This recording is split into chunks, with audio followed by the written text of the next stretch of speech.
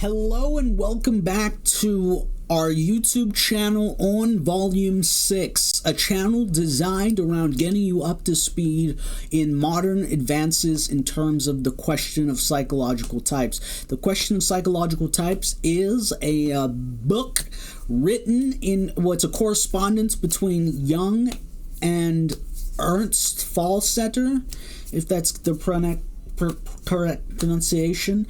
And yeah, so we're going to be going through the Portable Jung and then the question of psychological types in order to make it to the psychology of individuation, and then to objective personality in order to concretize theory, theory, structure, and application/practice, to come up with a rationalization for how and why I believe objective personality is the next iteration in Jung's work of framing out psychological types in an empirical manner.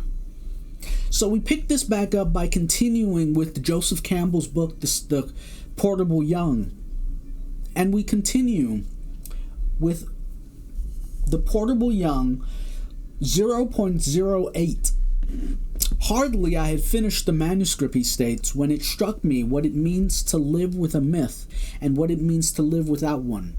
Myth, says a church father, is what is believed always, everywhere, by everyone, by everybody. Hence, a man who thinks he can live without myth or outside it is an exception.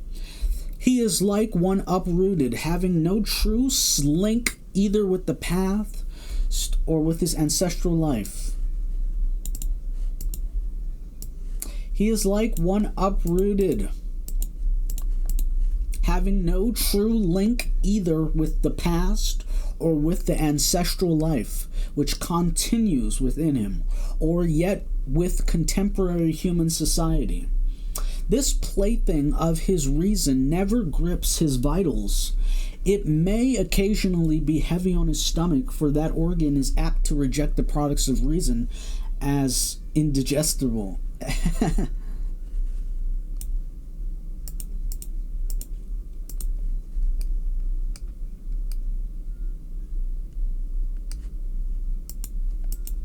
The psyche is not of today. Its ancestry goes back millions of years. Individual consciousness is only the flower and the fruit of the season, sprung from the perennial rhizome beneath the fruit of the earth. Okay, so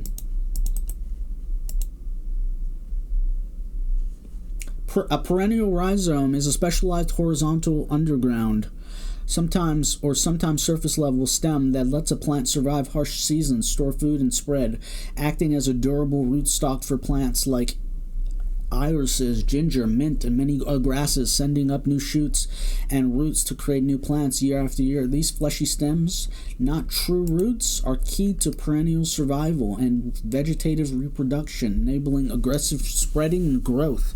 So I guess this goes back to the initial conceptualization in terms of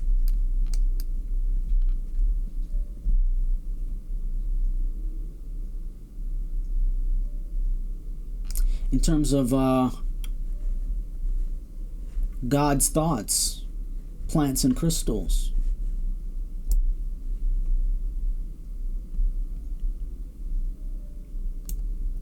So we carry forth and we continue.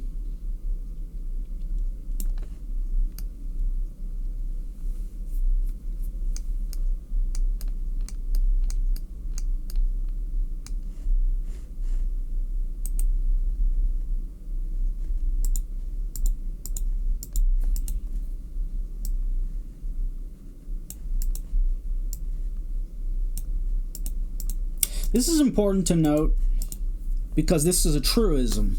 Truism. The psyche is not of today. Its ancestry goes back many millions of years. Individual consciousness is only the flower and the fruit of a season, sprung from the perennial rhizome beneath the earth.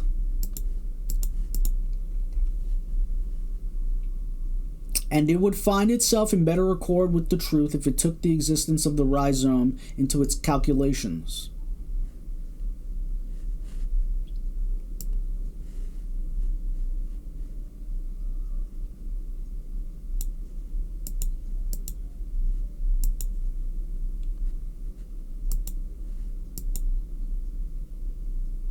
For the root matter is the mother of all things.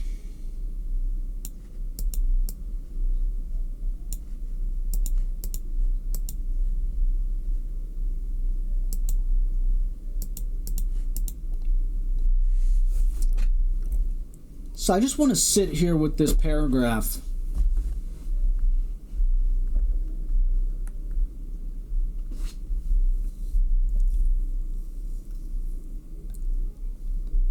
Myth.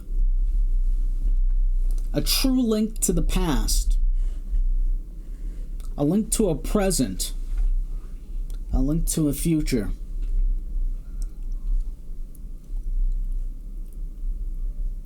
I mean, so many people have been displaced through colonialism and are slogged through time in order to get here. So many indigenous people have been displaced. Everyone at some point was an indigenous person until they decided to move.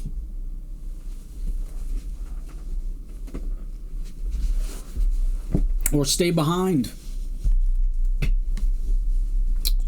In this context, we're talking about myth. We're talking about being uprooted.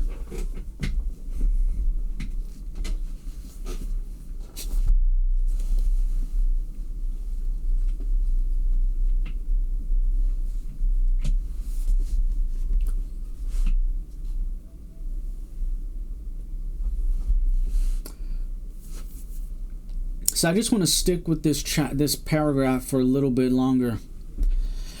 This plaything of his reason never grips his vitals. It may be occasionally to reject his stomach, for that organ, the stomach, is apt to reject the products of reason as indigestible.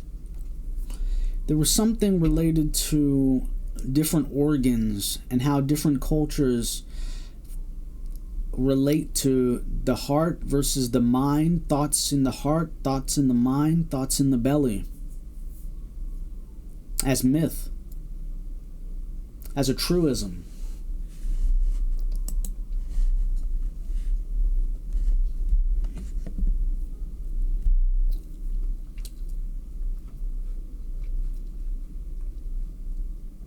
To continue, the psyche is not of today. Its ancestry goes back many millions of years. Individual consciousness is only the flower and fruit of a season. Bingo. Individual consciousness, your ego, your lifetime, your life cycle generation. Individual consciousness. Individual consciousness is only the flower and fruit of a season, sprung from the perennial rhizome beneath the earth. And it would find itself in better accord with the truth if it took the existence of the rhizome into its calculations. That's what he means when he's talking about the unconscious and unconscious, the collective unconscious versus a personal unconscious. That rhizome, that perennial rhizome.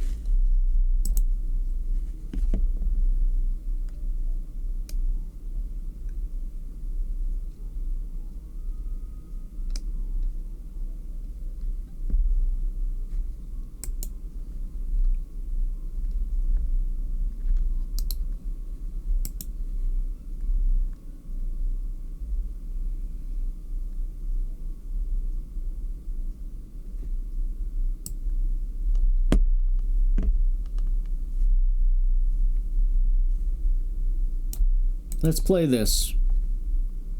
In botany and dendrology, a rhizome, /rhizome, node 1 is a modified subterranean plant stem that sends out roots and shoots from its nodes. Rhizomes are also called creeping rootstocks or just rootstocks. 3 rhizomes develop from axillary buds and grow horizontally.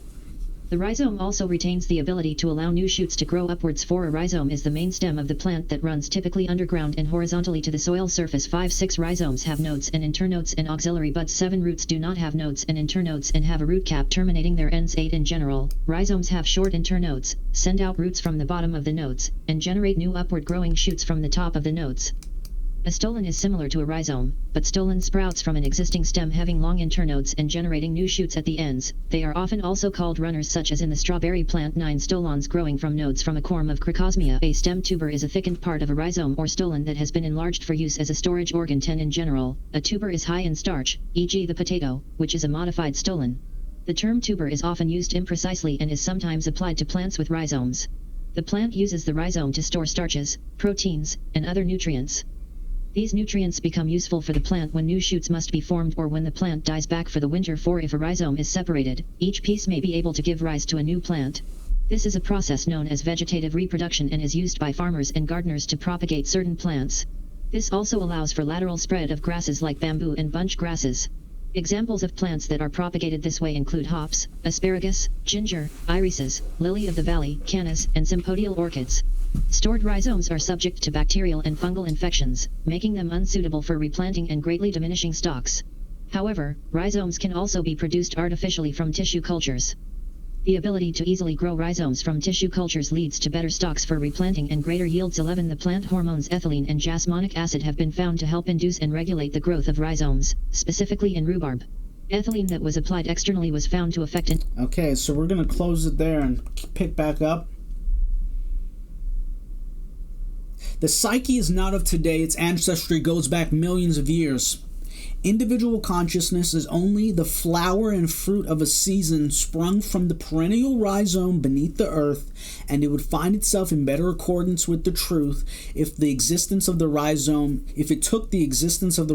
into its calculations, if it took the concept of the unconscious into its calculations. For the root matter is the mother of all things. It was this radical shift of ground from the subjective and personalistic, essentially biographical approach to the reading of the symbolism of the psyche to a larger cultural, historical, mythological orientation that then became the characteristic of Jung's psychology.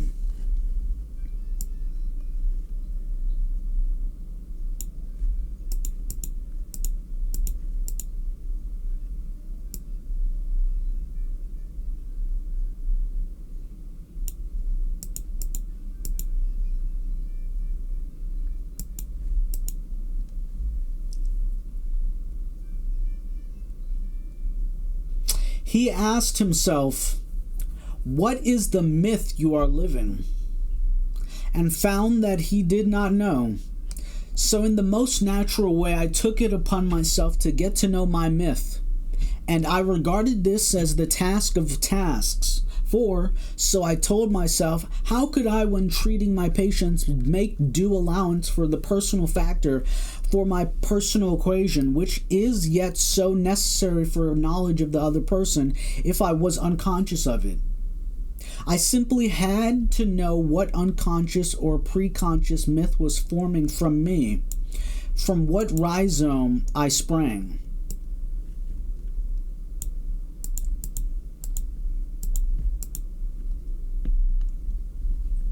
This resolve led me to devote many years of my life to investigating the subjective contents which are the products of the unconscious processes, and to work out methods which would enable us, or at any rate help us, to explore the manifestations of the unconscious.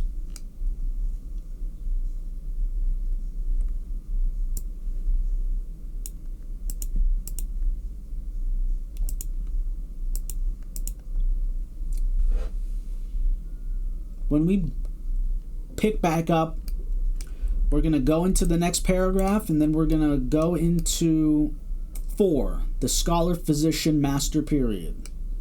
Until next time.